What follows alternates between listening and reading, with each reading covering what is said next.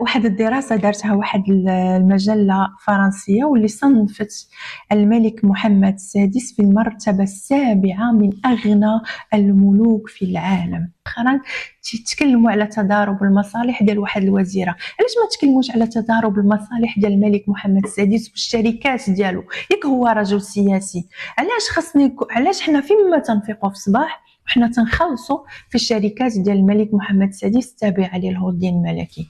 الماء، الضوء، الاتصالات، الاسواق، لي سوبر مارشي، كلشي اي حاجه فيها المواطن المغربي، اي حاجه اللي كاينه في الاقتصاد ديال الدوله المغربيه كنشوفوا باللي الملك محمد السادس عنده شركه فيها. هذه المجله كذلك مشات شافت البيدجي ديال كل ملكيه شحال كتقام على الشعب ديالها، ولقاو باللي الملكيه المغربيه تتقام علينا حنا من اغلى الملكيات في العالم، حيث قدرت المجلة ميزانية الملكية بالمغرب واللي كتصرف عليها خزينة الدولة، اللي كتصرفوا عليها نتوما المغاربة كثر، كما قلت لكم كثر من 250 مليون دولار كل سنة تنخلصوها من أجل الملكية ديال المغرب اللي تتصرف من الأموال العامة. هنا شنو قالوا في المقال؟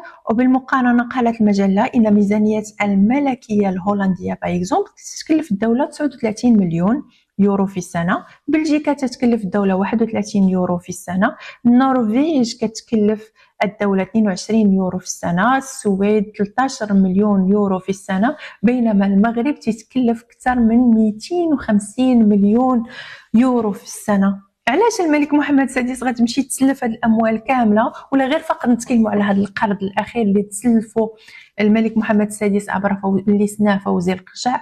كتشوفوا بان الملك محمد السادس هو اكبر خائن، ما فيش حس الوطنيه، ما فيش حس ديك